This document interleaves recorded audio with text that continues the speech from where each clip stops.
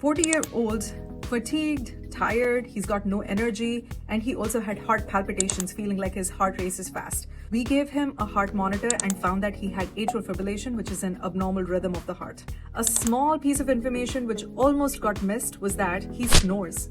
And he also stops breathing at times. That's not just snoring, it's called a sleep apnea. Sleep apnea is when your neck muscles lax and it falls back on your airway and makes you stop breathing. But when you don't breathe, there's not enough oxygenation in your system, and that strains your heart and puts it at risk of having abnormal rhythms. If you or your partner snores, especially if they stop breathing at night, it's not casual anymore. Make sure you're getting yourself tested and treated. Follow me for more such cases.